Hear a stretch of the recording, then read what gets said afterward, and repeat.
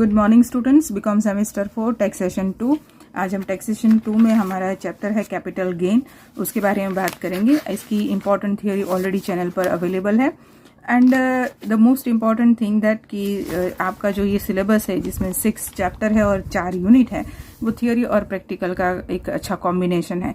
Capital gain वो chapter है जिसमें थियोरी और प्रैक्टिकल दोनों का ही उतना ही स्कोप है।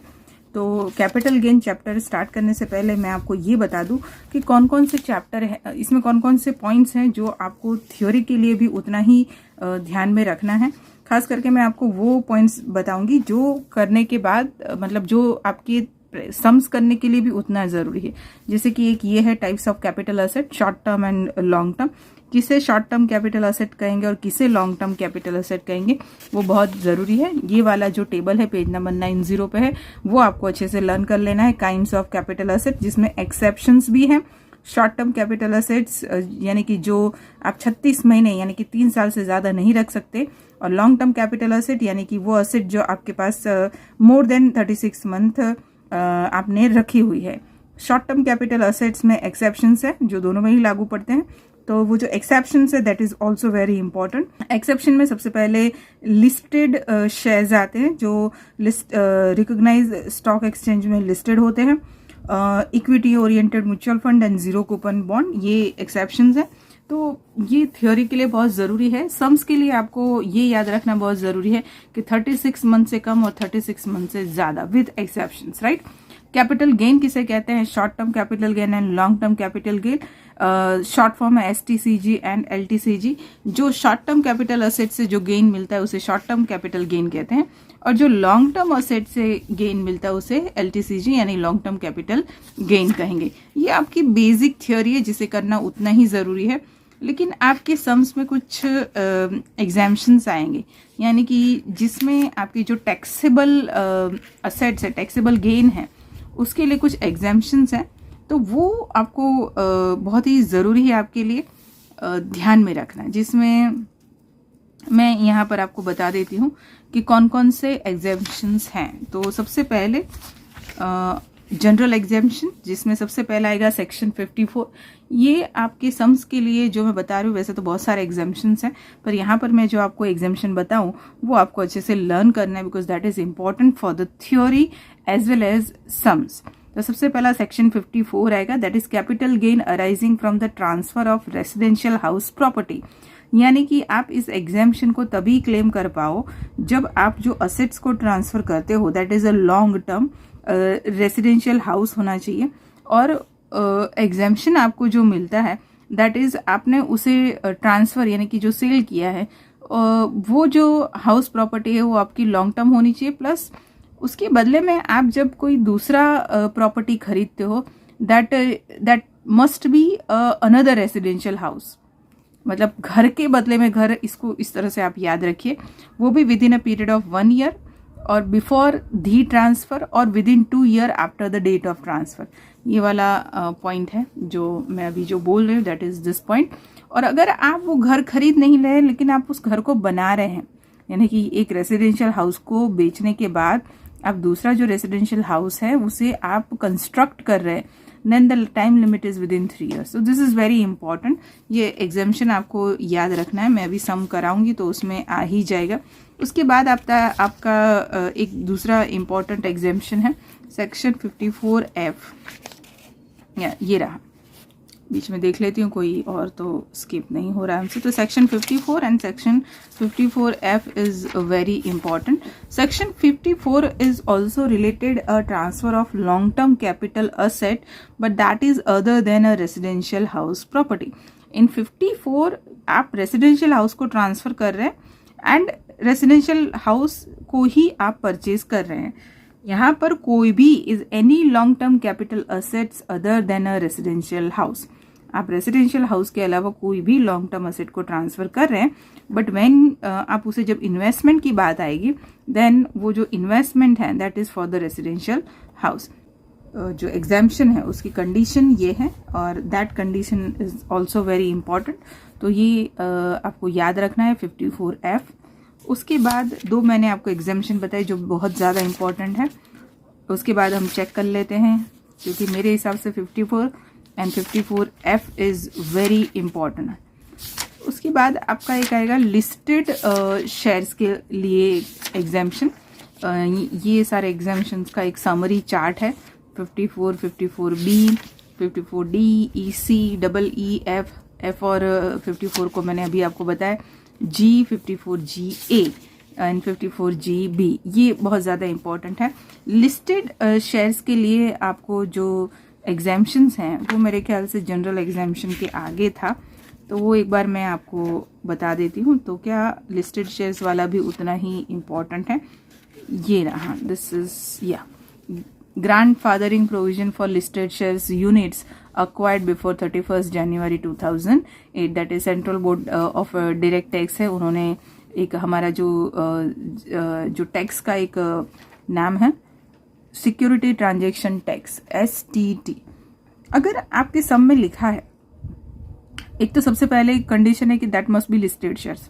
ये जो हम बात करें वो लिस्टेड शेयर्स की ही बात करें। लिस्टेड शेयर्स मतलब वो कंपनी के शेयर्स जो रिकॉग्नाइज्ड स्टॉक एक्सचेंज में लिस्टेड है। अगर आपके सम में अनलिस्टेड शेयर्स लिखा है तो ये कोई काम का नहीं है। अगर आपकी सम में ये लिखा है कि it is not subject to STT, यानी कि सिक्योरिटी ट्रांजैक्शन टैक्स से रिलेटेड नहीं है, तो भी ये आपके काम का नहीं है। ये कंडीशन कब काम की है आपकी? The first thing it is listed shares and the second thing it is subject to STT, security transaction tax. तब आपके लिए ये काम की चीज है। That is you have to follow this 2 steps. First, आपको 2 वैल्यू में से लोअर वैल्यू सिलेक्ट करनी है। कौन सी 2 वैल्यू? तो एक तो fair market value and actual selling price. That is your step 1। What is your step 2? आपको हायर वैल्यू सिलेक्ट करनी है। किसके बीच में? एक आपका स्टेप 1 और दूसरा आपकी ओरिजिनल कॉस्ट ऑफ परचेज, जो भी आपकी एसेट है, यानी कि आपके जो लिस्टेड शेयर्स है उसकी ओरिजिनल कॉस्ट ऑफ परचेज, आप उन दोनों में से सिलेक्ट करिए। यहाँ पर ये 2 स्टेप फॉलो करने के बाद आप डिसाइड करेंगे कॉस्ट ऑफ एक्वाइजेशन। फर्स्ट में लोअर वैल्यू एंड सेकंड में हायर वैल्यू, और जो भी आप हायर वैल्यू डिसाइड करेंगे that is your cost of acquisition. उसको आपको सेलिंग प्राइस में से माइनस करना है। अभी मैं जो बोल रही हूँ वो शायद आपको थोड़ा कम समझ में आए, बट अगर हम सम करेंगे तो it will be very easy.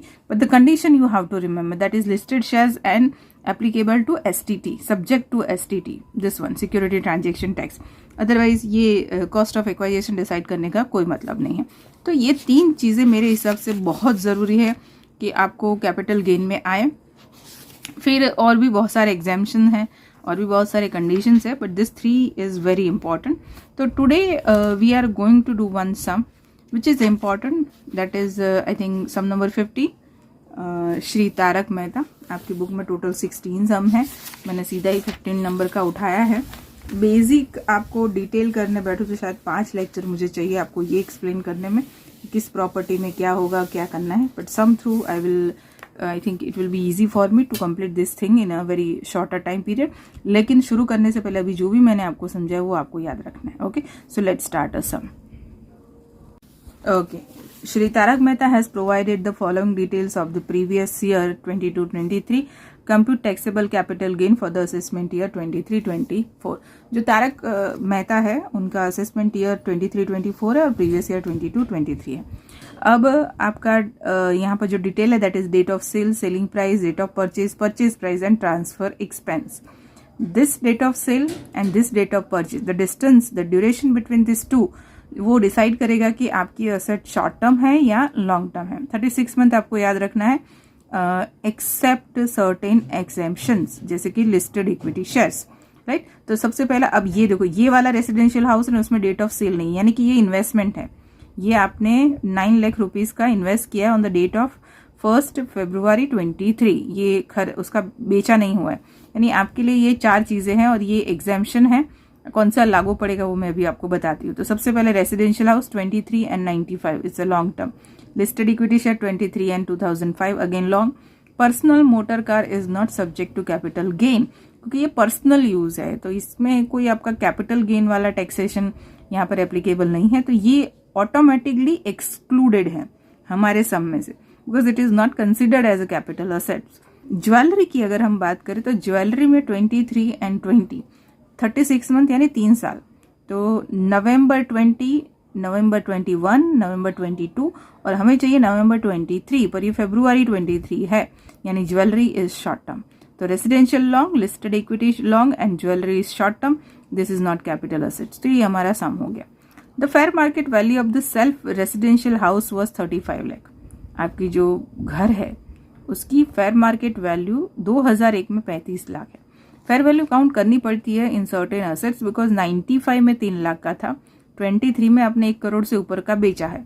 पर अगर हमने 2001 में उसकी जो वैल्यू करवाई तो at that time the fair market value is 35 lakh. ठीक है। The listed shares of the company were subject to STT। अभी मैंने एक्सप्लेन किया, अगर आपके सम में लिस्टेड शेयर्स है और वो सब्जेक्ट टू STT है, सिक्योरिटी ट्रांजेक्शन टैक्स, तो वो कंडीशंस लागू पड़ेगी कॉस्ट ऑफ एक्वाइजेशन ढूंढने वाली। The fair market value of listed shares on 31 January 18 was 8,50,000।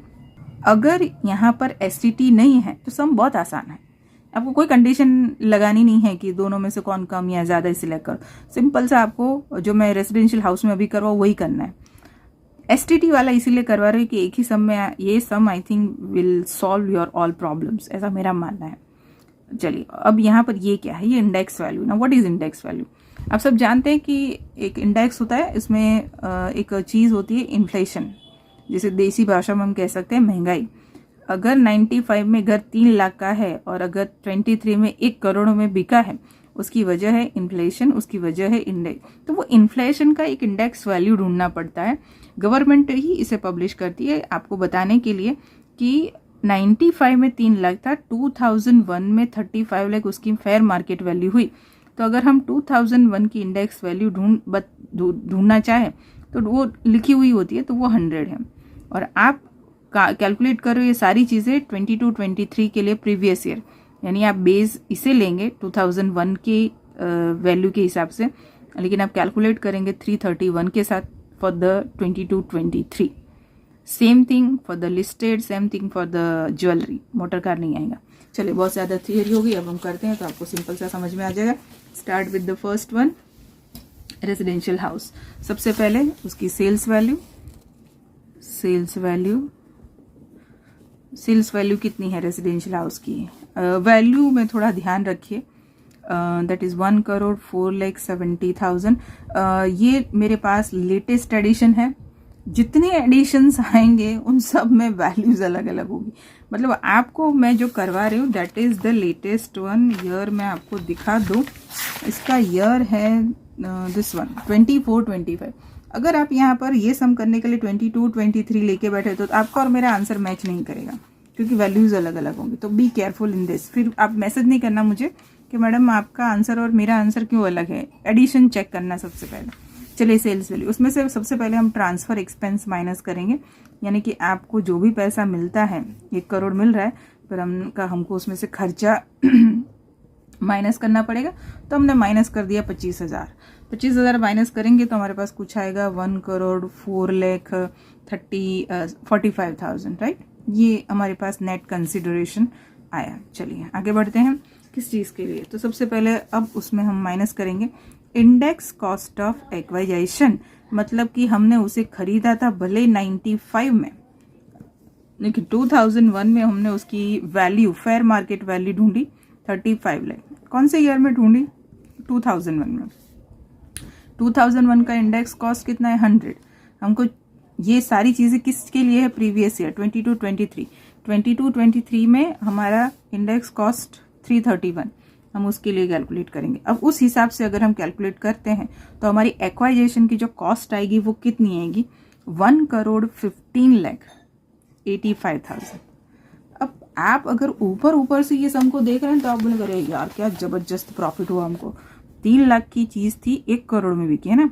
लेकिन अगर हम इन्फ्लेशन इंडेक्स को कैलकुलेट करते हैं, उस बेस को कैलकुलेट करते हैं, तो 1 करोड़ आपने कम प्राइस लगाया हुआ है, क्योंकि इंडेक्स कॉस्ट ऑफ एक्वाइजेशन के हिसाब से आज की 22-23 के हिसाब से आपकी उस घर की जो एक्वाइजेशन यानी परचेज प्राइस होती है 1,15,85,000, 1,15,85,000, जबकि आपने बेचा है 1,04,45,000, यानी you have a loss and this is called long term capital loss. वैसा गेन लिखती मैं कितना, तो माइनस करो तो जरा कितना आता है इतना आएगा 11,40,000, 11,40,000। This is your loss.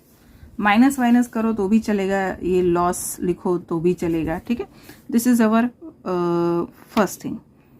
अब आप पूछोगे कि मैम आपने सिखाया सेक्शन 54 और 54F, यहाँ पे अगर मुझे लगाना हो तो ये 54F लगेगा, 54 लगेगा, 54 लगेगा, नॉट F, 54 लगेगा। घर बेचा, घर खरीदा, इन्वेस्टमेंट घर में ही किया ना उसने, ये वाला लास्ट वाला 23 में फरवरी में 9 लाख का जो रेसिडेंशियल हाउस करा।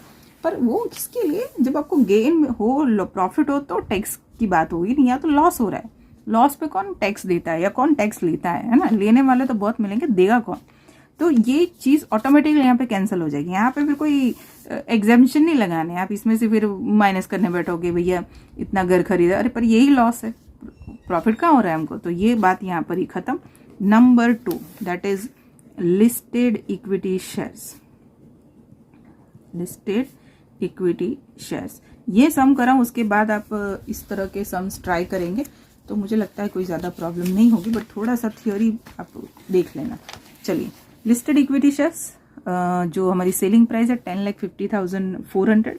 तो सबसे पहले मैं ये लिख देती हूँ सेल्स वैल्यू और सेल्स प्राइस 10,50,400। ट्रांसफ़र एक्सपेंस है 2,400, वो हम पहले माइनस करेंगे ताकि हमें नेट कंसिडरेशन मिले। और हमारा जो नेट कंसिडरेशन है that is 10,48,000। This is your net consideration और नेट सेल्स व्हाटएवर, ठीक है। अब हम इसमें से हमारे स्टेप्स फॉलो करेंगे। कॉस्ट ऑफ एक्वाइजेशन माइनस करनी है ना, तो देखो मैं यहाँ पे लिख देती हूँ ताकि आपको समझ में आए। स्टेप 1, स्टेप 1 क्या कहता है? स्टेप 1 ये कहता है कि आपकी फेयर मार्केट वैल्यू और दिखाई दे रहा है, हाँ, फेयर मार्केट वैल्यू और आपकी जो भी कॉस्ट है, सॉरी जो भी आपकी सेलिंग प्राइस है, मार्केट वैल्यू है, उन दोनों में से जो भी कम है। अब आपकी फेयर मार्केट वैल्यू कितनी है लिस्टेड इक्विटी शेयर्स की, तो दैट इज 8,50,000, ये दिया हुआ है, ठीक है। और आपकी सेलिंग प्राइस कितनी है? तो सेलिंग प्राइस है आपकी 10,50,400।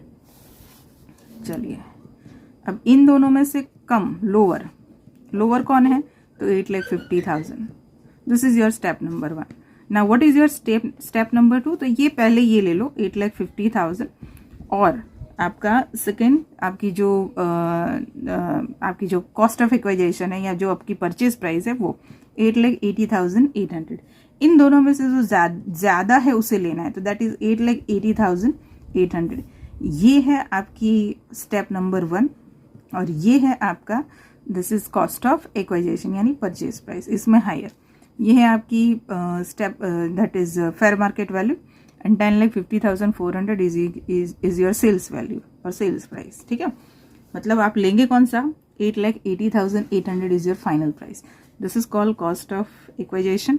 रिमेंबर स्टूडेंट, यहाँ पर इंडेक्स नहीं लगेगा, यहाँ पर इसी तरह डिसाइड होगा। 8,80,800 माइनस करें, इसमें से माइनस करेंगे, then we have 1,67,200 and this is our long term capital gain. ये लॉन्ग टर्म है लिस्टेड इक्विटी शेयर्स, यानी ये गेन है और ये लॉस है, ठीक है।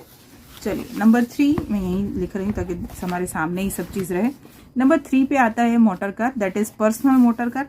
यहाँ पे आप 3rd नंबर करके लिखें कि this is not our capital asset तो भी चले, नहीं लिखे तो भी चले। 4th पर आता है ज्वेलरी।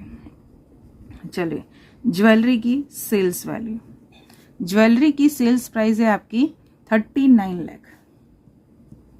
उसमें से हम माइनस करेंगे transfer expense, transfer expense that is 30,000। 39 lakh में से 30,000 माइनस करो, so we have 38,70,000। Done, this is your net value. Now jewellery जो है we have this purchase price 31 lakh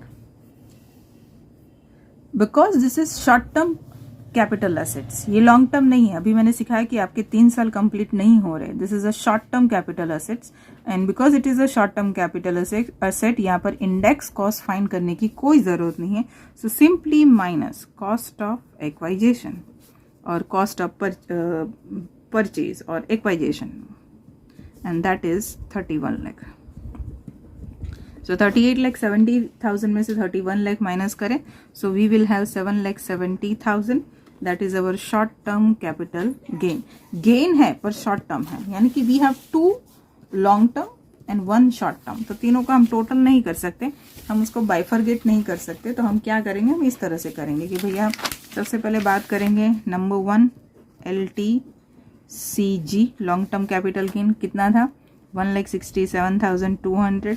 then LTCL long term capital loss that is 11,40,000। तो 11,40,000 के सामने हम 167,200 set of करेंगे तो हमारे पास कुछ आएगा 9,72,800।